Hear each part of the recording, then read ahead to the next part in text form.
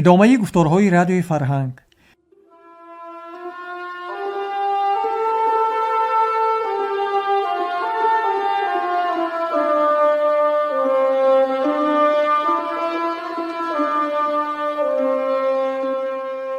شنوندگان عزیز، حالا از سلسله خوانش بدیعی داستان استاد صدرالدین عینی داخونده را شنوید. گفتار 14.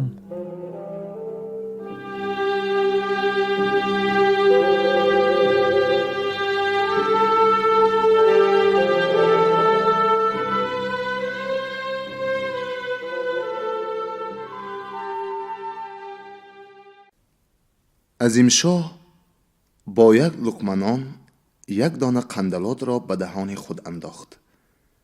مگر قندلات خیلی کهنه و سخت بود است که خاییده نتوانسته بیان که به صاحبان حجره فهماند، آهسته از دهان برآورده در یک گوشه دسترخوان پنهان کرد.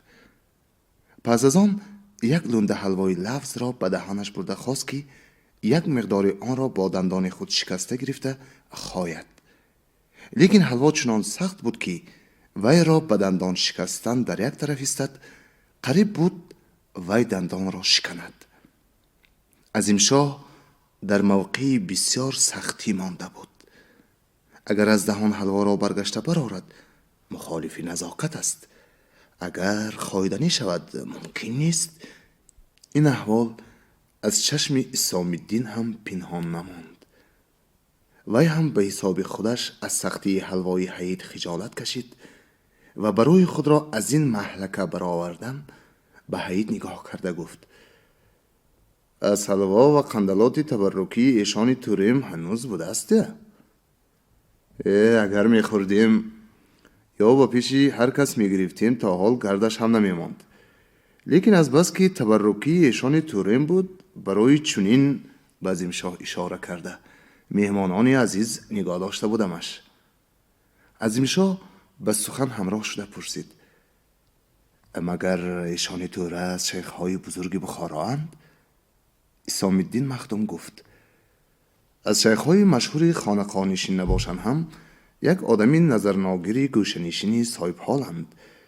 پیشتر آن شخص یک مردی صاحب دولت بودند، لیکن همه چیزهاشان را در راه خدا صرف نموده ترک دنیا کردند. ما هر دو به آن کس اخلاصمندیم، هر وقت دعای آن شخص را گرفته می استیم. خاکش را گردم. عظیمشاه می گوید بخارای شریف هر طرفش از صاحب حالان پر است. هر باری که بخارا می آیم به خدمت آنگونه صاحب حالان رسیده نتوانم هم به سبب گرفتن دعای شما بر این عزیزان دلم خیلی گشاده می شود. در کارهایم هم گشایش روی می دهد. درست است. مخدوم می گوید عصای پیر به جای پیر گفتند. باری کارهایتان چنو است؟ چرا این سفر بخاراتان از مقرریش دیرتر ماند؟ شکر کارهایم بد نیست. عظیمشاه می گوید چوپان پیشترم مرد. میخواستم رمه را به پسر وی راننده بیایم. کورنمکی کرده گریخت. برای یافته به دست در آوردن وی 2-3 ماه گذشت. به همین سبب ها سفرم دیر ماند. چوپانی پیشترتان مگر بازار نام داشت؟ بیچاره کی مرد؟ بسیار آدمی خوبی دیده درا بود. 3 ماه پیش از این مرد. پسرش چی نام دارد؟ یادگار. مگر این بچه ناقابل است؟ یک بچه شومی گردن غوثی نینک شخص. 100 دهن گپ زنید هم چیزی نمیگوید و به زمین نگاه کرده می ایستد. لیکن از چشمانش معلوم می شود که در دلش دشنام می دهد. خودت آن آدمی پر دیده. راه خدمتگار را کار فرمودن خوب می دانید. یا بزاری یا بزوری یا بزر گفتند. جا شاید پوپیسه کنید، بعضی وقت پول دهید و گاه زبانی خوش کنید. خوش آمد گویید. در این صورت هیچ گر نمی رود. از پدرش مردن باز 1 دهن گپی بلند و پس نزدم. پول باشد حاضر از من 1000 تنگه قرض دارد. زبان خوش می کنم، نصیحت می دهم. امام محلم هم خیلی نصیحت کردند. با وجود این چشمش بیگانه می نماید. اگر از من قرضدار نمی بود یا من حاکم شناس و قاضی شناس نمی بودم کی ها گریخته می رفت. من وی را فردا پیش شما می فرستانم، شما هم یک نصیحتش کرده مانید. شاید به شرافت دم و نفس شما قابل شده ماند. بسیار خوب، فرستانید. نصیحتگویی و عزایم خانه‌اش از ما. عظیم شاه همیان دو چشمه خود را که ریسمان آن را به میان بندش محکم بسته خودش را به کیسه بغلیش انداخته مانده بود برآورد. دهنبندی همیان را گشاده به درونش پوف پوف کرده چشم تنگدانش را یافت و دست خود را در آنجا انداخته تنگه ها را یگان یگان شمرد و به اسام الدین مخدوم نگاه کرده گفت: من برای شما از نوگی زکات از حصار یک گوسفند آورده بودم. فروختن و یا کشتنش به شما تشویش می شود گفته دیروز آن گوسفند را به یک قصاب قدردان خودم دادم و تعیین کردم که گوشت و پوستش را فروخته پولش را به شما دهد و روغنش را برای شما نگاه دارد. عظیم شاه سخن خود را به اینجا رسانیده از همیان دست خود را برآورد که از میان پنجه دستش تنگه ها نمایان بودند. در این وقت حییتی گرگ و اسام الدین مخدوم مانند بچگانی نو از تخم برآمده فراشتروک که در وقت خوراکواری آوردن مادرشان پرپنک زده به دهان وی نگاه می کنند گردنهای خود را دراز کرده به دست عظیم شاه چشم دوخته بودند. عظیم شاه تنگه ها را: این پول گوشت و پوست همون گوسفند است گفته به کف مخدوم انداخت و دست برداشته التماس دعا کرد. این وقت سر و گردن حییتی گرگ مانند گلی آفتاب پرست که به طرف پرتوی آفتاب گردد یا چون میلی قطب نمایی که به جانب قطب رود به طرف اسام الدین مخدوم گشته چشمش به دست وی دوخته شده بود. هر دو شریک التماس عظیم شاه را به جا آوردنی شده بی خیالانه در حق وی دعا کرده دستها را بر او کشیدند. پس از این عظیم شاه: خب اکنون به من رخصت شود، فردا همین وقت روغن را با بچه میفرستانم، نصیحت کردن را فراموش نکنید گفته از جای خیست. چرا زود می روید؟ امشب به ما میهمان شوید گفت مخدوم. عظیم شاه به دست مخدوم که تنگه نو دادهش در وی بود یک نگاهی حسرت آمیزی کرده: امشب با فتح الله گوسفند جلاب حساب و کتاب دارم. کارهایم تمام شود البته یک شب به شما میهمان می شوم. باز یک بار دیگر به دست تنگداری مخدوم نگاه کرده: خاطر جمع باشید که یک آش تبرکی مدرسگی را نخورده نمی روم گفته کفش خود را پوشید و از در حجره برآمد. اسام الدین مخدوم هم تادگی در رفته: خیر، خوش آمدید، سلامت باشید، خرسند کردید گفته میهمان خود را گسیل کرد و باز به جایش آمده نشسته تنگه ها را شمرده دید که 20 تنگه است. آنها را به حییت نشان داده: دیدی گرگ؟ این عطای غیبی است. این یک عطای غیبی است که به شرافت نام مبارک ایشان تورین به ما آمد. حییت: این آدم مرا نشناسد هم من این را خوب میشناسم. این از حناتان زبردستی سری جوی است. شیطان را فریب میدهد. این نه به تو و نه به ایشان توره تو که هنوز کی بودن او را نمیداند یک پول اخلاص ندارد. این 1000 ایشان و 10,000 ملا را به یک پول میفروشد. لیکن وقتی که کارش افتاد پول هم میدهد، اظهار اخلاص هم میکند، اگر خواهی مرید هم میشود. خلاصی کلام هرچی میکند مقصد خود را به دست میدرارد. این از ما چی طمع دارد میگویی؟ اسام الدین گفت: چی طمع دارد؟ خودش نگفت که بچه را میفرستانم، نصیحت کرده مانید. معلوم میشود که کدام غریب را یافته کار فرموده گشته است. اکنون وی به جان آمده است که میخواهد گریزد یا به در دیگری رود. اما همین غریب را با واسطه من و تو نصیحت کنانیده غلام حلقه بر گوشی فرمان بردار کرده گرفتنی است. این شیطان به ملای خود، خصوصا به ملایی که در بخارا تحصیل میکرده باشد، چقدر اخلاص و عقیده داشتن عوام تاجیک را میداند. خب گیریم که همین طور است. به من و تو از این چی ضرر؟ به ما این 20 تنگ اگر از دست من آید همه فقیران تاجیک را هر کدام 20 تنگگی می فروشم. گوشت سوزد و دیگ جوشد. خیز زود باش، گوشت روغن آورده آش را تیار کن که از حال رفتم. فصل 10. یهودی کوزه‌کش. عظیم شاه فردای آن روزی که به مدرسه آمده بود همه گوسفندان خود را فروخته تمام کرد. به یادگار: بچه‌ام بیا به تو شهر بخارای شریف را تماشا دهم. گفته او را همراه خود برده از دروازه نمازگاه شهر در آورد.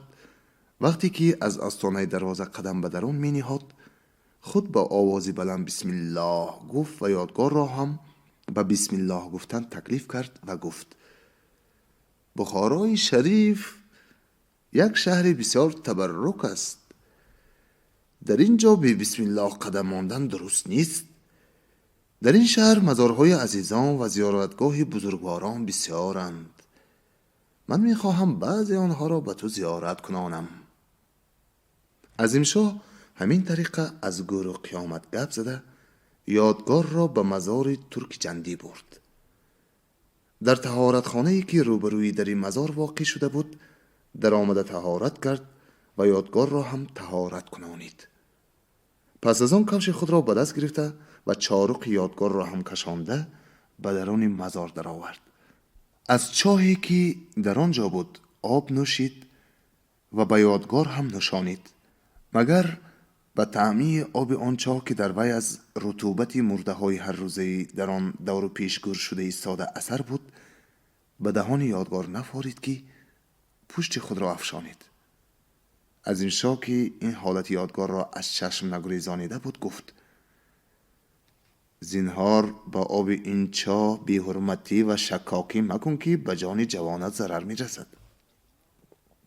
در دنیا 3 چاه شفا است. یکی از آنها در مکه مکرمه چاه زمزم است.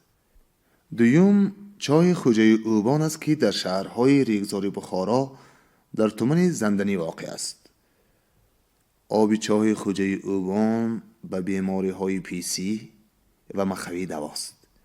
سوم این چاه است که آب این هر گونه علت را برهم می دهد به شرطی که اخلاص داشته باشی، لیکن اگر شکاکی کنی ضرر می رساند. در بین این 3 چاه با زیر زمین راه است. باری یک جام آبخوری در چاه زمزم افتاده بود است که بعد از چند آن جام را از چاه خوجه اوبان یافتند. وقتی که آن جام باز به چاه خوجه اوبان افتاده دوباره گم شده است، پس از چند از همین چاه یافتند. نظر به قول آدمان کهنسال همان جام هم همین جام است. گفته عظیم شاه جام آبخوری سری چاه ترک جندی را نشان داد.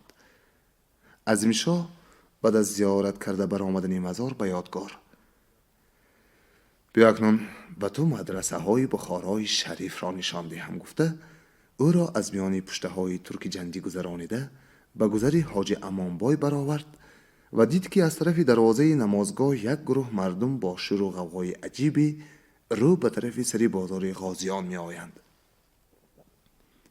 عظیم شاه با یادگار برای تماشای این جمع آمده عجیب در کنار راه ایستادند. گروهی مردم نزدیک رسید. در پیشاپیش این گروه یک یهودی تخمینا 50 ساله می آمد که به سرش یک تلپک 4 ترک مخصوص یهودیان بخارا و به برش یک جامعه علاشه میدنقش کبود داشت. میان این یهودی با یک رسمانچه کنبی از روی بسته بود که به امر علما و امیران بخارا به همه یهودیان بخارا این کار مجبوری بود. به پشت این یهودی یک کوزه یک مشکی 4 گوشه با یک ارغمچین 4 بند کرده بستگی بود. از صدای لب پیشش معلوم می شد که در این کوزه یک چیزی آبکی است. از دنبال یهودی یک شخص مسلمان می آمد که به دستش یک تپانچه 6 تیره داشت. این شخص به حالتی که با نرنگوشتش پستانک تپانچه را پخش کرده بود و برای برآمدن تیر تنها برداشتن این نرنگوشت کفایه می کرد، یهودی را به تیز تیز راه رفتن امر می فرمود. هرگاه که تماشابینان هجوم آورده راه را تنگ می کردند، این شخص میلی تپانچه خود را به طرف آنها راست کرده یک قدم می ماند. طبیعی همه تماشابینان دورتر رفته برای یهودی کوزه‌کش راه می کشادند. گروه مردم به جایی که عظیم شاه ایستاده بود رسیده آمدند. همین که چشم عظیم شاه به یهودی افتاد، وای، تو یوسفی گرگ نیستی؟ گفته فریاد تعجب آمیزی کرد. یهودی را مجال دم زدن و جواب دادن نبود. یادگار: خوجین، مگر شما این را میشناسید؟ گفته از عظیم شاه پرسید. آره میشناسم، عظیم شاه گفت. این یوسف گرگ نام یک یهودی قصاب است که هر وقت از من گوسفند میخرید. دیروز هم 2 گوسفند گرفته بود که هنوز پولش را نداده است. این را به کجا و برای چی میبرده باشند؟ گفته یادگار پرسید. بخارای شریف شهری است که در آنجا ملایان بسیارند و هر حکم شریعت در اینجا جاری است. معلوم می شود که این یهودی با شراب به دست افتاده است و او را به قاضی خانه یا رئیس خانه میبرند تعزیرش کنند. گروه به سری بازار غازیان رسید. در این 4 راه چنان بسیار آدم خون شده بود که مجالی به هیچ طرف قدم ماندن نبود. یهودی پیر در دشواری بسیار سختی افتاده بود. در پشت یک کوزه یک مشکینی پر، از دنبال یک شخص تپانچه‌دار دیوانوار به تیز راه رفتن او امر می دهد. در پیش 3 طرف را هم مردمی بی درد تماشابین بند کرده اند. هرچی در این موقع خطرناک خود شخص تپانچه‌دار به داد یهودی رسید. سیاهی های چشمان خود را بالا کشیده تپانچه خود را نمایش داده کلویده قدم پرتافته تماشابینان را پیش کرد و راهی دست چپ را گشاده به یهودی به زبان روسی نلیو مرش گفته فرمان عسکری داد. یهودی برای به عمل آوردن این فرمان مانند سربازان امیر سابق بخارا یک قدم به طرف راست پرتافت. شخص تپانچه‌دار هم مانند فرماندهان عسکری دور امیری از بازوی یهودی گرفته به طرف دست چپ کشیده به این طرف میگویم کر گفته فرمان خود را به عمل آورانید. به همین حال به مدرسه ملا محمد شریف رسیدند. شخص تپانچه‌دار باز یک بار مردم را از صحن رانده یهودی را به مدرسه در آورد و دروازه را از درون بسته غایب شد. صحن مدرسه و سری راه را مردم فرا گرفته بودند. تماشابینان دقیقه به دقیقه زیاد می شدند. در این وقت 1 نفر ملازم قاضی کلان با 1 نفر آدمی میرشب به سری واقعه رسیده آمدند. اینها میخواستند برای فهمیدن حقیقت حال در این مدرسه را گشاده درآیند. شخص تپانچه‌دار با یهودی از مدرسه برآمده آمدند. اکنون در پشت یهودی کوزه نبود، اما شخص تپانچه‌دار به زور قدم میماند. در هر قدم به یک سو کلویده رفته به افتادن نزدیک می رسید. به دیوار برخورده خود را باز راست می گرفت. آدمی قاضی از پشت این شخص رسیده به یک چنگ زدن تپانچه را از دستش ربود. با آن تپانچه خود آن شخص را ترسانیده با یهودی هر دویشان را پیش انداخت و با آدمی میرشب 2 کس شده هر دو اینها را به طرف رانده بردند. عظیم شاه پس از پراکنده شده رفتن مردم یادگار را همراه گرفته به در مدرسه برد. حلقه، قبه و کوبه دروازه مدرسه را این حلقه مراد، این قبه دولت و این کوبه شیطان کوب گفته هر کدام اینها را یگان یگان بوسیده به چشمانش مالید و به یادگار هم زیارت کنانید و پس از آن گفت حاضر از قصابی تکیشور 1 دنبه روغن گرفته به تو میدهم. تو همان روغن را به اینجا گرفته بیار و از در مدرسه ملا اسام الدین مخدومی حصاری کجا هم گفته پرس. به تو نشان میدهند. روغن را به همان کس سپرده دعا گرفته بازگشته پیش من به حولی فتح الله گوسفند جلاب رو. لیکن وقتی که آمدی اول در حجره را تق تق کن. هرگاه که بیا گفتند پس از آن به حجره درآ. عظیم شاه پس از تماشا دادن طاق و رواقهای مدرسه به یادگار او را همراه خود گرفته به طرف تک شور بخارا رفت. فصل 11. روز نشاط. امروز 2 روز است که در حجره حیاتی گرگ دیگی پلو در جوش است. در آینده هم امید بسیار. طالی که در وقت اکنون غیر از صحرا مر شدن چاره دیگر نیست گفته ایستادن 20 تنگه نقده رسانید و به رسانیدن 1 دنبه روغن وعده داد. عجب نیست که تا به پایین رسیدن این مایه زندگی باز رساند. تنها 1 کمبودی هست که وی هم نبودن مثلث است. اگرچه اکنون 1 مقدار مویز یافته در خم انداختن ممکن باشد هم وی بی 40 روز موافق قاعده نمی رسد. حیاتی گرگ با این حسرت باز گپ را به سر نکبت خوجه آورده و اسام الدین مخدوم گفت: همه ای کار نکبت خوجهت 1 طرف، 1 خم مثلث سالگشت مرا خورده تمام کردنش 1 طرف است. اگر همین روزها آن می می بود در عیش و نشاط ما هیچ کمی نمی ماند. اگر همین وقت اسام الدین گفت: خدا 1 خم می می رساند، از دعوای به نکبت خوجه داشتت گذشته گوش و مینه مرا آسوده می ماندی. 1 خم نه 1 شیشه رسانت هم والله که دیگر از نکبت خوجه شکایت نمی کنم. همین وقت از سر زینه صدای پایهایی که بی ترتیب مانده می شدند شنیده شد. آیندگان راست به در حجره نزدیک آمدند. پشتت را به طرف در گردانده به سر زینه نشین. از پس صدای پایهای به در حجره نزدیک رسیده این آواز آمد. اسام الدین گوش خود را به طرف در سیخ کرده. این آواز ایشان توره برین؟ به سر این 20 تنگه هم آب ریختیم گوی چی؟ گفته حیاتی گرگ باز آتشین شد. در بی تیغ تیغ کشاده شد و آینده سری خود را درون کرده.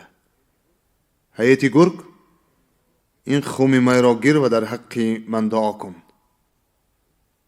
حیات سری خود را راست کرده دید که حقیقتا به در حجره 1 خم ایستاده است.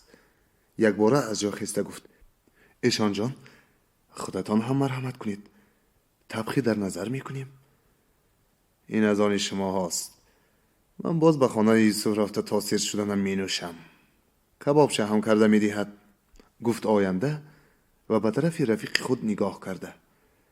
پیش درا، روان شو یوسفی گرگ، گفت و هر دو از زینه ها پایین فرامده رفتند. خم به درون حجره گرفته شد. کشاده دیدند که می شبرغانی است. شادمانی و نشاط هر دو شریک را دیگر حد و اندازه ای نبود. اسام الدین گفت: به جای 1 خم می 1 خم طلا از خدا می طلبیدیم می شده است.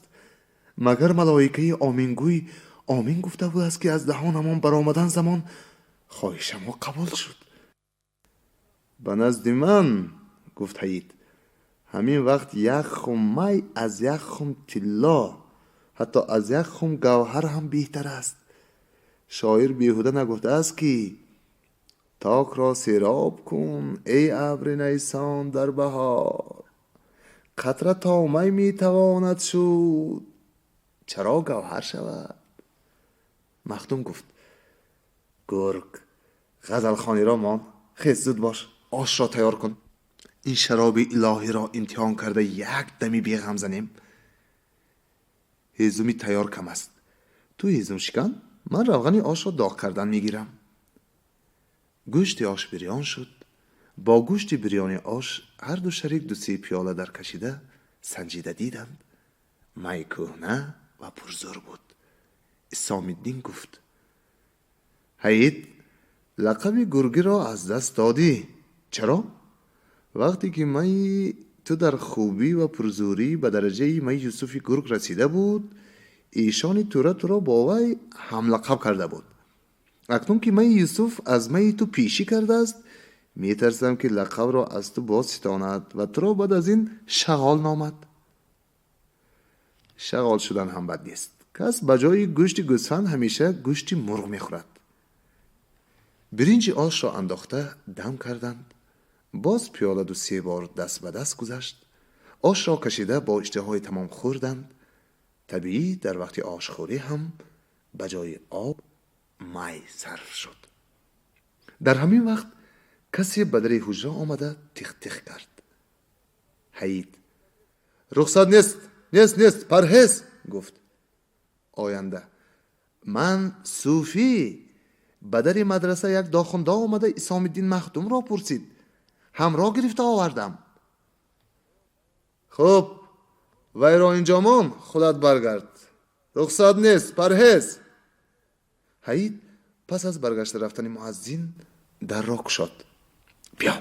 بیا بچه درا گفته مهمان چاراغ پوش خود را بر روی حجره گذرانید.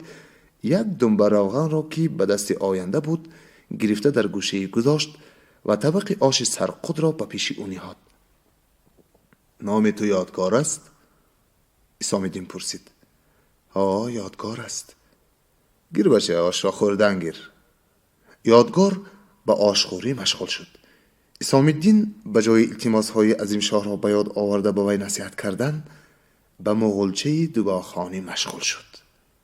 در اوج و عکس حید هم به او همراهی می کرد. در پس آن هر دو هم‌آواز شده نقش ملاخانی کردند. پس از آش را خورده تمام کردن یادگار، او را رخصت داده باز غزلخوانی خود را دوام کناندند. اگر بهیچ دهندت فریبشان مخوری، قدم زی مدرسه بیرون منه که جا اینجاست. این بیت را در هوای عشاق به تکرار می خواندند. مگر امروز کیف مدرسگیشان از کیف میکدگی بلندی می کرد که در اصل شعر قدم زی میکده باشد هم اینها مدرسه گفته می خواندند.